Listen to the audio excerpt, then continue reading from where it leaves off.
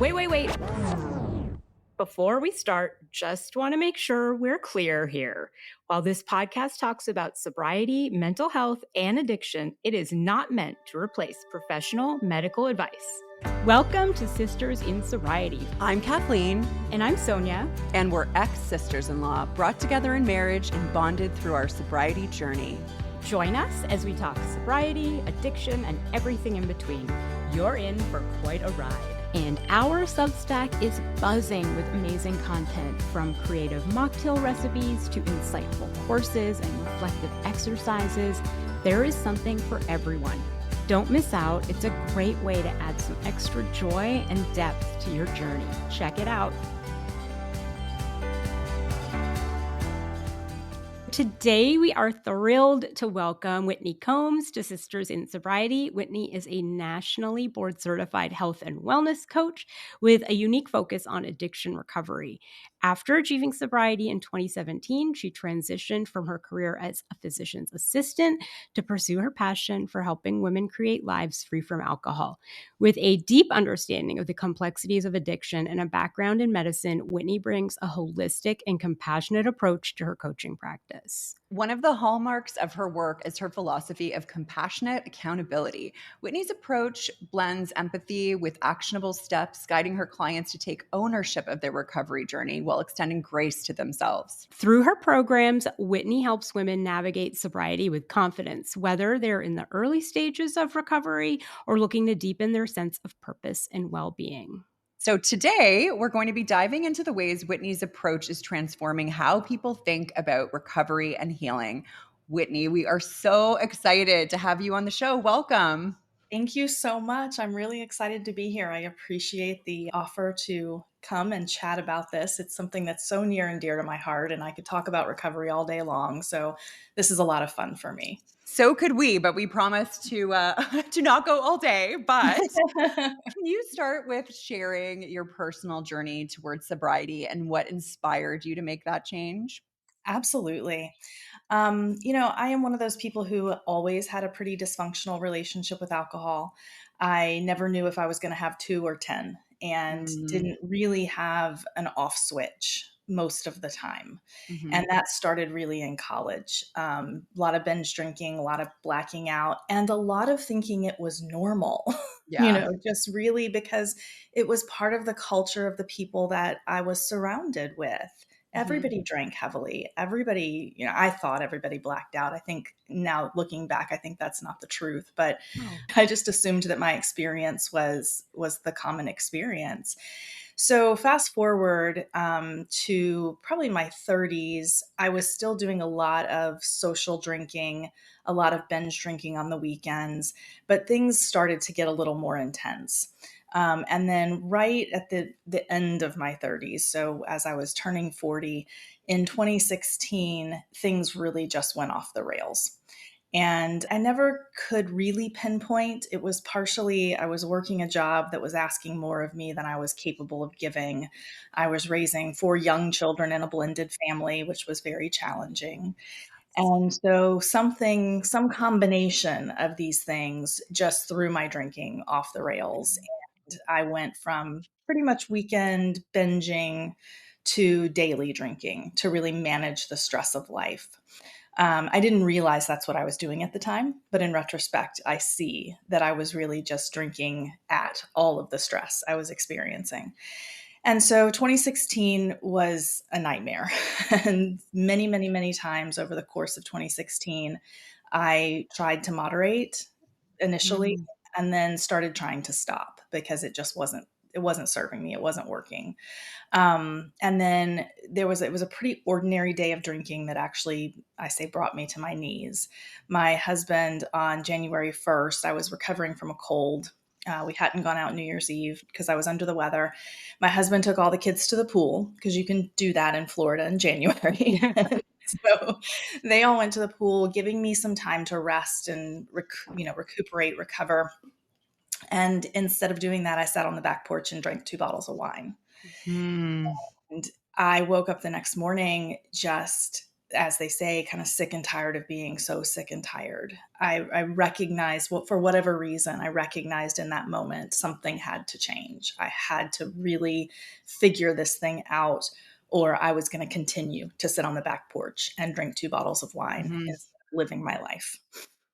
So I searched yoga and recovery online because I was doing a yoga teacher training at the time, and I was really doing a lot of yoga, still do, and found Holly Whitaker, who wrote Quit Like a Woman. And at the time, she was running a group coaching program called Hip Sobriety. And so I joined that 8-week container and didn't drink again. So we went through, all of her coaching philosophy. I fell in love with her philosophy around recovery. Just fell in love with her as a human being, and kept in touch with her after that program, and really had decided I wanted to do some coaching. So she helped me along in that arena. And then when she started Tempest, which was a company, a health tech startup that was geared toward alcohol education and recovery, when she started that, she brought me on as her third employee to build out their coaching program. And so I spent many years at Tempest building their coaching program, coaching women within that program, and just really loving having the ability to influence and make so many lives better, or lead so many people toward better lives. So, Whitney, we know now, like, your frame of reference is that Tempest, Quit Like a Woman. How do you define a life without alcohol? What does that mean to you? Does that mean like a life without substances? Does that mean a life full of yoga? What does it mean to you? What a great question. Um, I think it very basically means not using something to numb out from life, Mhm. to Mhm. numb out from stress. And I think it also, for me, means bringing supportive practices into my life. I really like to look at this as an additive process where we're bringing in meditation, journaling, yoga, living room dance parties, Mhm. lots of hot tea, all these things. We're bringing them into our lives so that we don't need to escape our experience. And that's what alcohol helps us to do, is really escape ourselves. And so I think that living an alcohol-free life means really just building this life that I don't need to escape from. Yeah, I love that. That's what it means to me too. Mhm. Yeah, I've actually recently spoke about that with some clients of mine because they were questioning, like, "Do you think I have a problem with alcohol?" And I was like, "Well, are you using it to cope from the stresses of your life?" And they're like, "Yeah." I'm like, "Uh-huh." Ding, And ding, ding. ding, ding.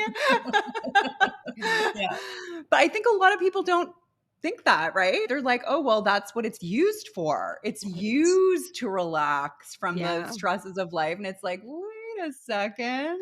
Yeah. Yes. Well, Yeah. we're conditioned for that, right? I mean, Yeah. everywhere we look, people are using alcohol to deal with the stress of life. I kind of joke, I'm a big Downton Abbey fan. Like, I have watched Me too. the whole It's series great. like Yeah. 8 times. I mean, like, it's a sickness.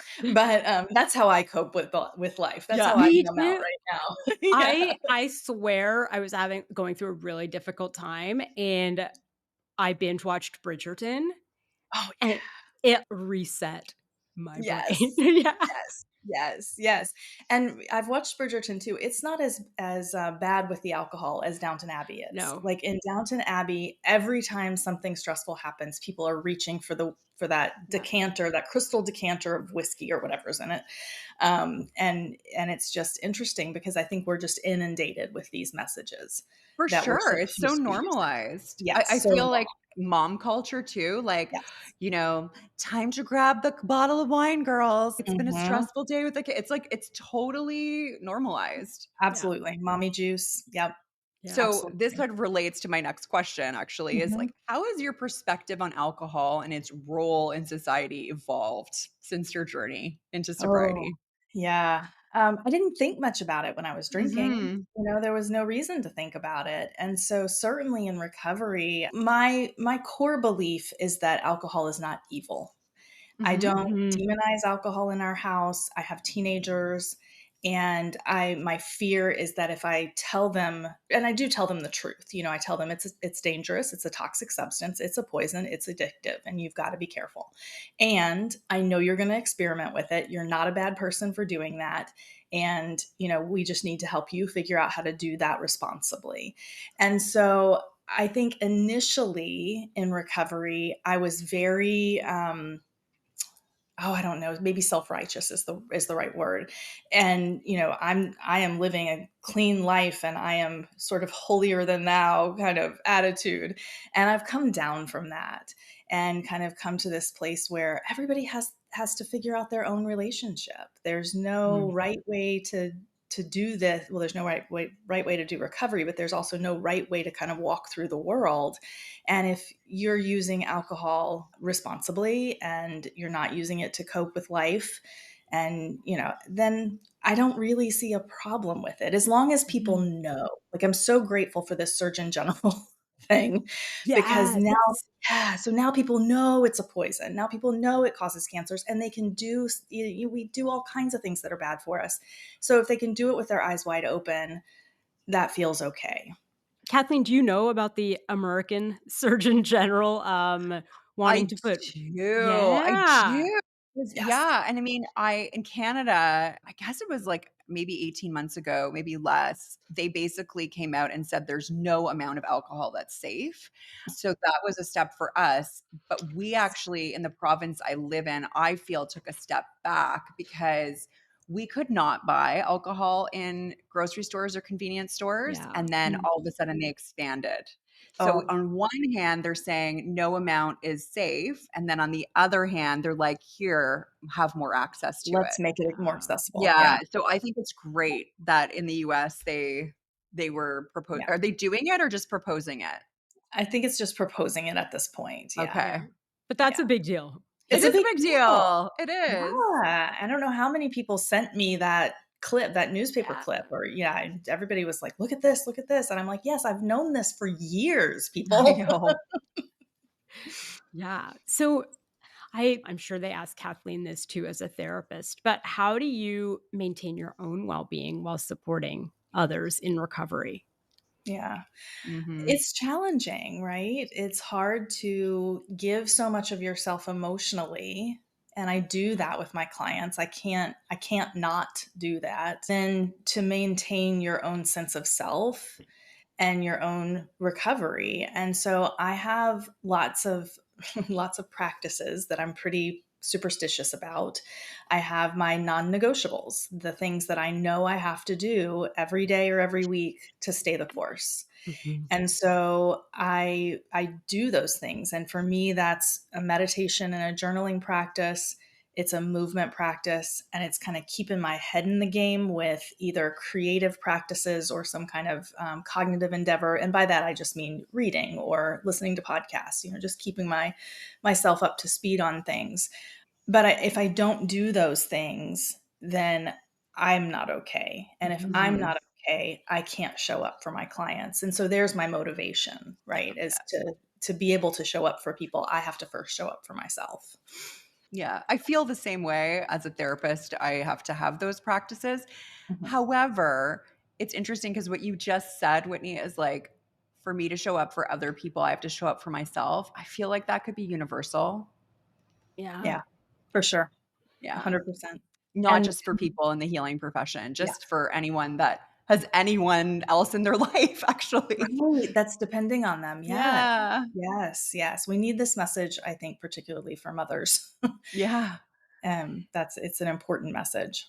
So, what motivated your transition from a physician's assistant to a health and wellness coach? Like, I know you said you used a phrase, the job was asking more of you than you could give. Mhm. I think you said, was it that It reason? It was. I Yeah. had practiced clinically for years in neurology and transitioned to PA education because I was working really long hours in a hospital and I had a young kid. at the time, just one. So I transitioned to education thinking that it would be an easier schedule. And it was. And I loved teaching, loved teaching. It was just, I came alive in the classroom and absolutely loved it. But as time went on, the university very understandably wanted me to go back to part-time clinical work to stay relevant in the clinical field and to start to research with the intention of publishing. Again, totally understandable. Absolutely not where my heart was. Right. That was not what I wanted to be doing. And I wanted to be helping people move along in life. And I was doing that with my students too. It wasn't around alcohol, but it was helping people to build good study skills, build good habits, build a life that they can enjoy as physician assistants. So it was really that, just not being able to kind of keep up with the expectations, I think, that pushed really encouraged me to move away. And I left that job, I think 3 months before I got sober. So the alcohol had something to do with it. At the time, I didn't identify that, but I knew that I couldn't stop drinking if I was going to continue that job. Yeah, that's how I felt too about my job. There's something about the stress level or doing something you're not passionate about that the drinking allows you to do longer than Yes. you would be able to otherwise. I always say that people think, oh, like all their relationships are going to get better when they quit drinking. But I found with some of them, it's like, oh, I have no patience for you when I'm Yes. sober. Like, it's the same thing with a job too. It's like, oh, when I'm sober, this is unacceptable. Winnie, how did your medical background influence your approach to coaching clients in recovery? Hmm. I think I come at this from, I think, kind of a scientific perspective. I love the physiology behind, what alcohol does to our bodies, and drinking and dopamine, how our brains react to dopamine, all of this. So I think my medical background allows me to understand those things, I think, pretty quickly, which is nice.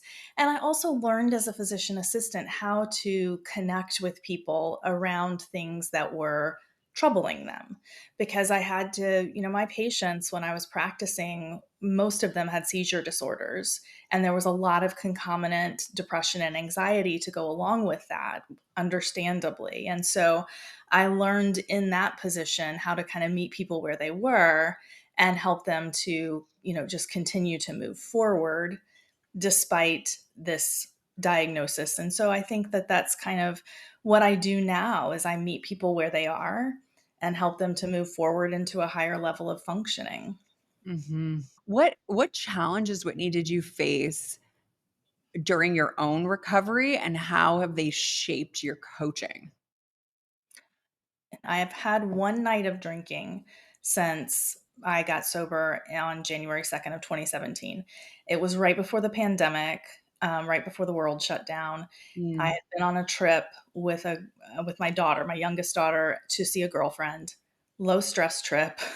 Not, shouldn't have been any big deal, except that I was traveling alone with, I guess Emmy was probably 7 at the time. On the plane home, for whatever reason, they came by and offered drinks, and I thought, wine Mm. would be nice. And I drank and drank again and drank, I drank that whole trip home on the plane, and had to call my husband to come pick us up, and woke up the next day with all the shame and the regrets and the guilt and feeling awful, just physically awful.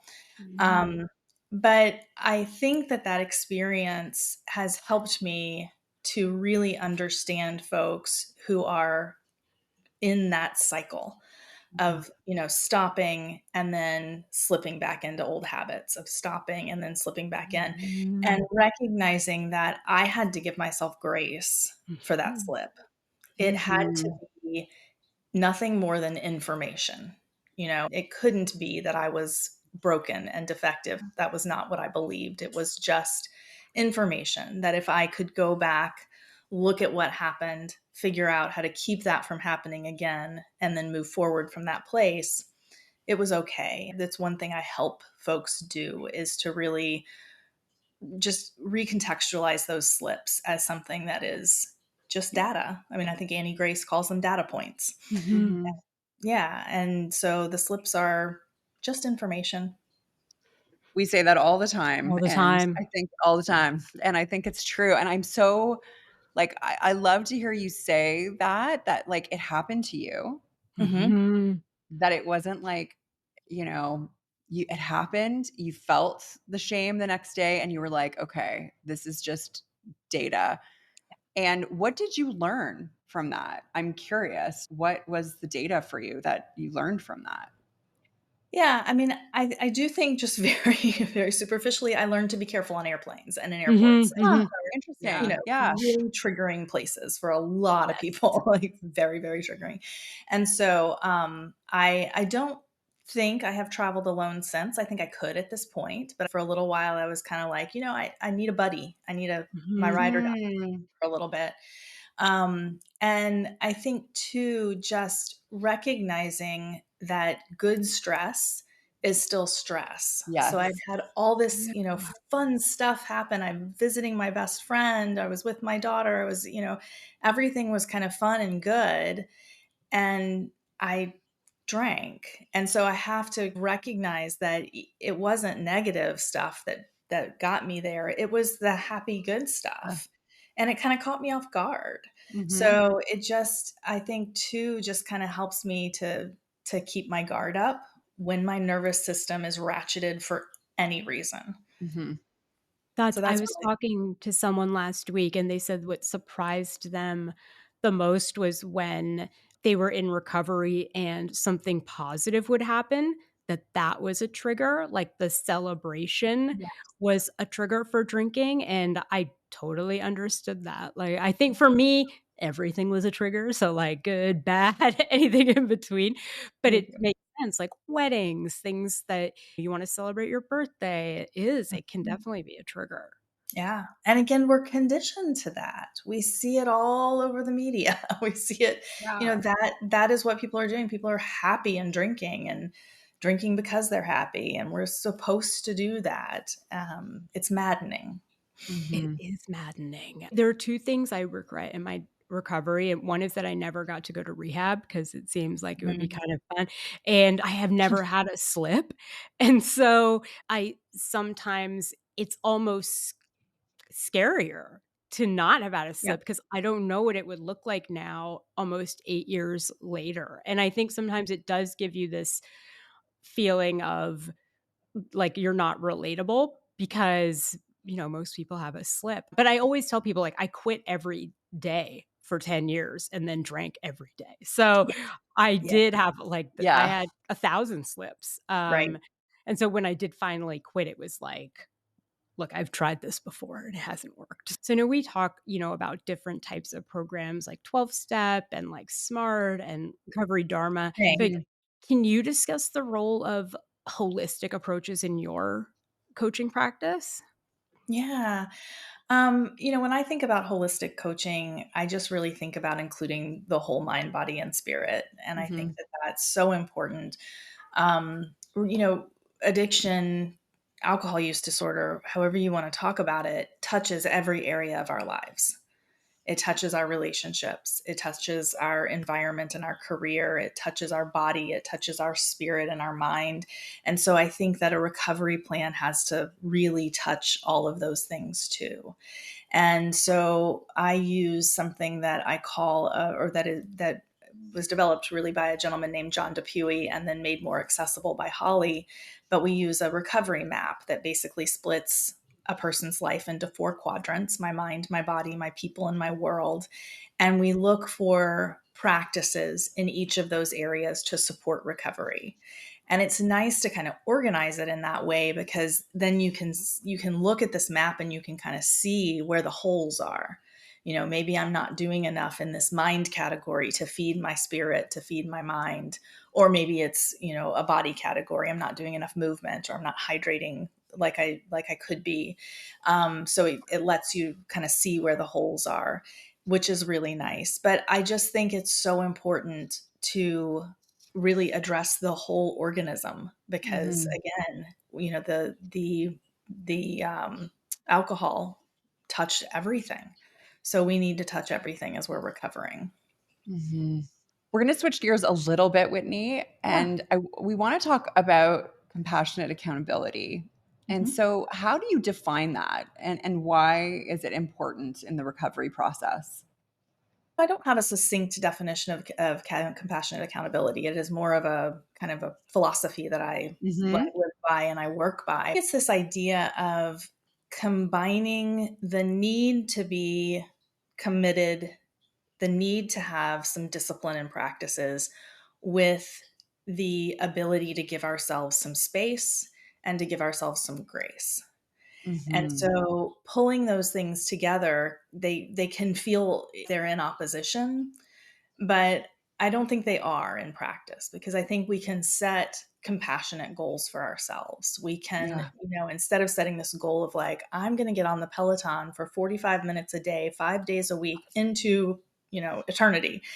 It's Hmm. like, no, that's not compassionate to yourself, unless that's where you are, unless you can do that easily. But setting goals that really just honor where you are and who Hmm. you are. For me, it's like, no, I need to get on the bike for 20 minutes, 3 days a week, because Mhm. that's what I'm capable of doing Hmm. without making myself insane.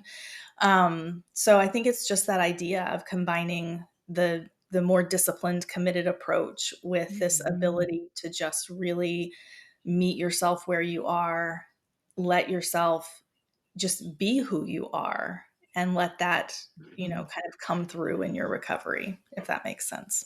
It It does. does. Met with my friend last week, and she's doing the Whoop band, Oh, Yeah. you yeah. know, and it tells you, like, you need a rest day, or it will tell you, like, your body isn't recovered enough for weight. So I found that really interesting, because that's the opposite of, we've always been in this beast mode of working out, which Mhm. I hate. And partly Mhm. why I hate the Peloton is because it's so like, let's do it. And I'm like, I don't want to do it. Like, but it's interesting. I think that is true of the Aura band and the Whoop, I think, are starting to give data on where your body is at, and that you do need like rest, and you need different things on different days. And even if you're ignoring what your body is telling you, I think Mhm. it'll tell you. That is fascinating. And to talk Yeah. about something that's meeting you where you are, Yeah, I was that's surprised. amazing. That is Yeah, amazing. I love health technology. I I do know. too, I would have it yeah. all if I Me could. too. I'm dangerous in that way. I would just Yeah. wear it Was and I would follow it, meticulously, and make myself, nuts trying to I'm yeah, impressed. yeah. So what inspired you to develop that approach in your coaching practice, that balance of, listening to your body and who you are, and then also balancing that with accountability and practices? Yeah. I owe so much of how I show up as a coach to Holly and to her approach to recovery. And she really showed me that it is imperative that we come to this with a kindness and a gentleness for ourselves. That we can't. I tried all my life to beat myself into submission. I tried Mhm. my whole life Yeah. to berate myself and belittle myself, and just make myself do things, and it didn't work. And it didn't work with alcohol either. I could tell myself I was a piece of garbage for drinking again, but that didn't do any good. And so through Holly's program, really came to understand that I had to treat myself like I would treat my child or a good friend. And if I didn't do that, this thing wasn't going to stick. Because, I say to clients a lot, fear is a fickle motivator, and it Yes. works Mhm. for a minute and then it stops working. But if you can come to this really with compassion for yourself and with some excitement for what's going to come from letting go of alcohol and from really digging in and learning who you are again, it's a game changer. It's an absolute game changer. So, how is this approach different than traditional accountability used in addiction recovery, or is it? It probably depends on who you talk to, right? I Mhm. think, and especially now, there are so many more people out there who are really recognizing that the importance of the compassion component. I think for a long time we have thought that alcohol use disorder was a moral defect, that it was Mhm. a choice, that people, were making a choice to drink and to not get sober. And I think as we start to untangle some of those myths, really, that the compassionate piece has come back in.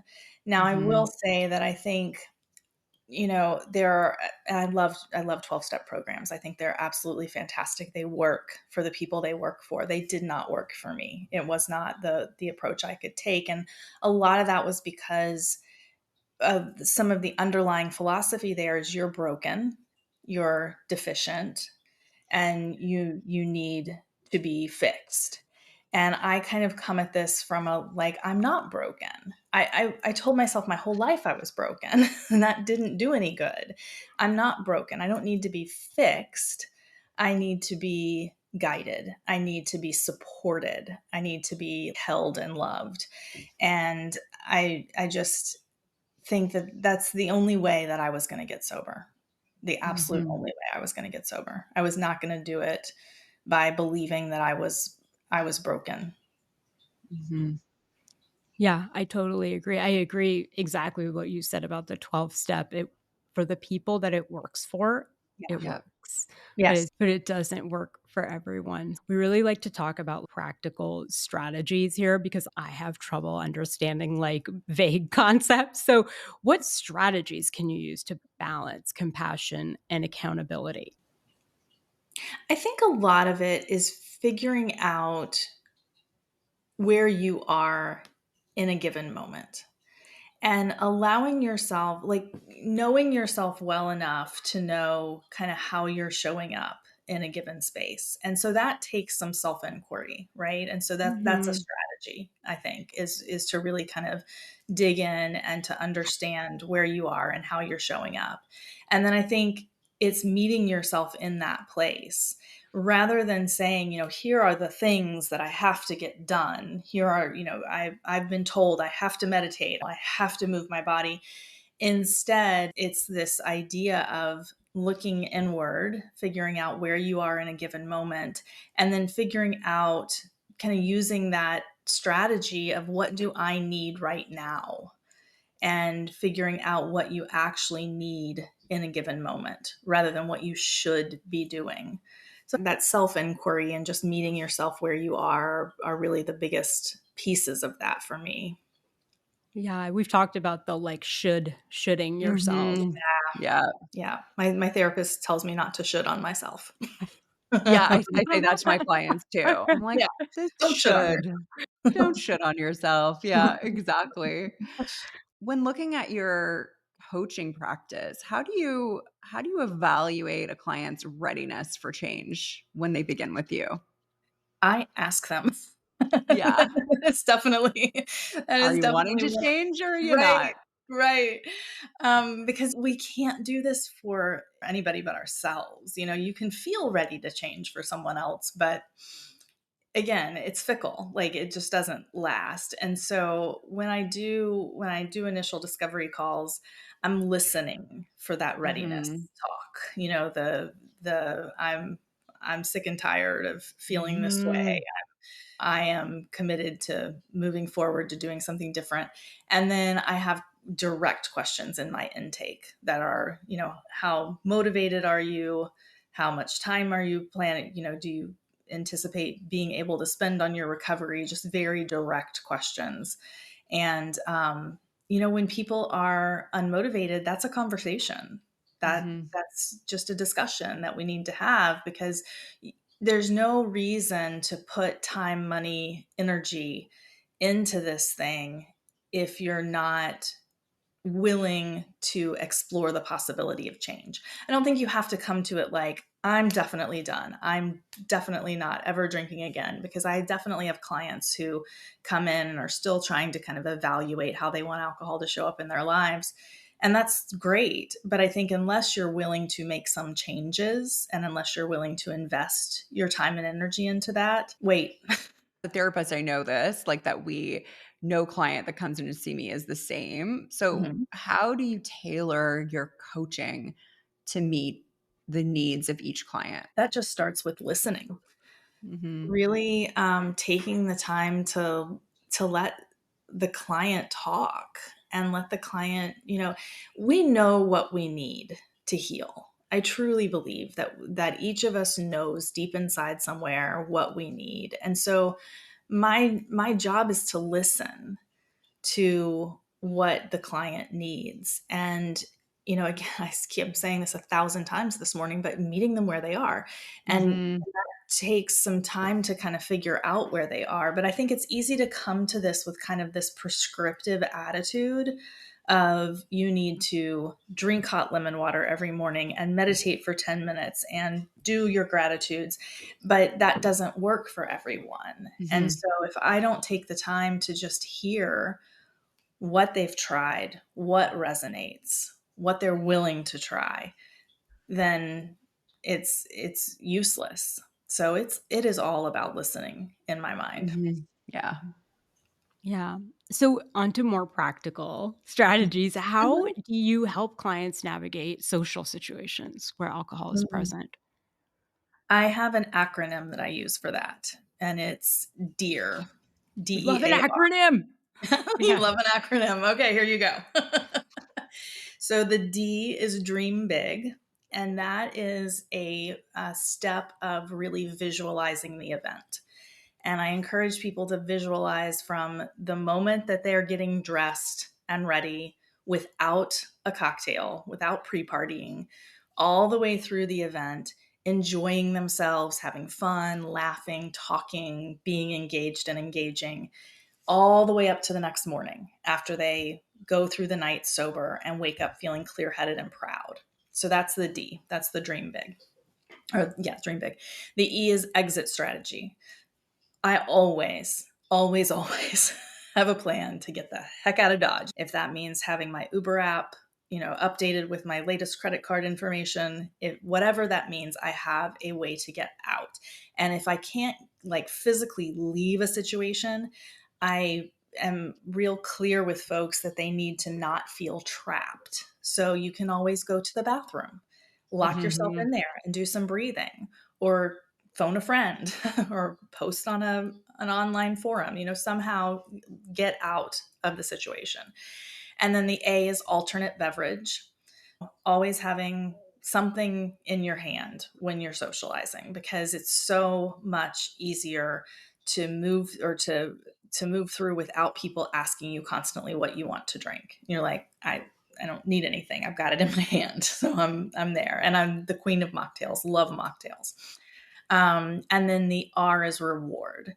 So having a reward set up for yourself once you have moved through this event sober, I think is key. And that can be anything. I mean, it can be as grandiose as going, having a spa day the next day if you're getting through something Mhm. big and hard. Or it can be as simple as queuing up your favorite movie on Netflix and having some clean pajamas laid out and a square of dark chocolate. And that can be your reward, but something you look forward to. So Mhm. that is how I guide people through social events. I love those examples, and Mm, I love that acronym. I think I it's do. great. I think it's so easy to remember, and it's fantastic. Thank Do you. you incorporate self-care practices into your coaching recommendations for people?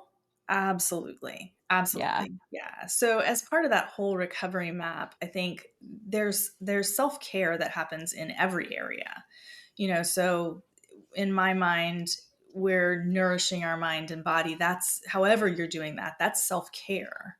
Mm, And you're nourishing relationships. That's self-care too, or setting boundaries, right? So the relationships is not just about nourishing things. It's about setting boundaries with people and with yourself. But And I think, again, anything that is nourishing to your mind, body, spirit, relationships, environment, like all those things are self-care. And so we definitely incorporate those things into a recovery plan. Yeah. Amazing. So, Whitney, for people who are not like you and I, who can just, decide to like change our stressful career to something we're passionate about and focus on recovery, Yeah. what advice do you have for people managing work stress or, a career they're not passionate about without Mhm. alcohol? So, if that is one of your triggers, as it was for me, and I think it was for you, then how Mhm. can you learn to manage that if it's not an option to switch jobs? Yeah. And that's one of the hardest things, right? I think that and being mother to young kids, because you can't switch out of that either. You can't just No. turn the stress off of Mm. that. So I think those are two really hard things to navigate, but finding a way to start your day slowly and intentionally, I think, is huge. For some people, that means you've got to give up 15 minutes of sleep so that you can Mhm. get up and have some lemon water and have a little bit of reflection time before you pick up your phone and start checking emails and doing all the things for work. So, kind of starting slowly and intentionally. And then having breaks throughout the day. And very often, I will have people literally calendar those. So Mm. you put 10 minutes on your calendar once a day, and that is sacred time. And it's just 10 minutes. I mean, most of us can find a way to step away for 10 minutes. I Mhm. think very often you'll kind of think you can't, but when you really look at things, you'll figure out a way to step away for a few minutes and just take advantage of those little breaks. Do some breath work, maybe squeeze in a meditation, read something inspiring, listen to some music that makes you feel good. Whatever you need to do to kind of to refill the well is important, because if we let ourselves just wind up all day long and we're here at the end of the day, Mhm. the only thing that works is a sledgehammer, and the only Mhm. sledgehammer we have is alcohol. But if we can play this game of like winding up a little bit and then taking a break and coming back down, winding up a little, taking a break and coming back down, then we're here at the end of the day instead of here. And here, hot tea and hot baths and walks around the block bring you down. So I really do think it's this idea, even when you're in a stressful job, whether it's raising kids or corporate work, you have to find ways to bring your nervous system down, just to consistently monitor your nervous system. I think that's vitally important. I think too, if someone is like they can't necessarily leave their job, even finding new passions or hobbies in Yes. sobriety can really help balance that. How do you help clients sort of identify and or pursue new passions or hobbies in sobriety? Oh, try everything. Show up Yeah. empty and try everything. Yeah, so very often we'll just brainstorm things, and I'll throw out ideas and they'll throw out ideas. And when you kind of get into that rhythm of brainstorming, fun stuff comes out of your mouth, things that you would never have thought of. And so that brainstorming atmosphere, I think, is nice, where you're kind of going back and forth and, Mhm. shooting out ideas. Thinking about what you liked to do when you were younger, I think, can be helpful for some people. Now, a lot of us started drinking so young Yes. that it's hard to find memories of what we enjoyed before drinking. But I do think that's a way, and kind of looking to children and seeing what they gravitate toward. I mean, even doing something silly like going outside and blowing bubbles can be relaxing and can kind of bring your nervous system down. But I think finding new hobbies and new creative endeavors just takes a lot of experimentation and takes a Yeah. lot of willingness to try. I have a Mhm. cabinet that has like watercolors and needle felting and needle point and knitting and, like, I mean, tons of stuff. And I'll go into it every now and then and pull something out. And most of those things haven't stuck, but that's not the point. Yes. The point is to enjoy the trying And so I try to get people to Mhm. understand that too. It's like, you don't have to be good at watercolors, but man, it's fun to go buy the supplies and just mess around on a canvas. Like that's fun. Just enjoy that Yeah. journey. I was gonna say it's not necessarily about the destination, right? It's the Yes. journey. Yes. Yeah. What are your future goals for your coaching practice? So funny you should ask this because I was actually just thinking yesterday that I was trying to do a visioning workshop on Yeah. like visioning 2025 for your business. And I hit a wall because I can honestly say right now, I do not know. Like, I love doing what I'm doing. I love helping people one on one. And at some point, I suspect that I'm going to have to do something a little bit different, but I don't know what it is. I don't know what that's going to Mhm. look like. Yeah, it's and being a solopreneur is really challenging. There are really Yeah. hard things about it, and figuring out how to market, how to find the people that need guidance, like that is challenging. That's really Mhm. hard. Um, so I have lately kind of gotten bogged down in some minutia in my business, and so I'm having trouble with the big picture. But I'll get Mhm. back to you on that. Yeah, great. Yes. Definitely do. Yeah. Yeah. Please do. Thank you so much, Whitney, for being on today. And how can listeners connect with you if they're interested in your services or learning more about your approach?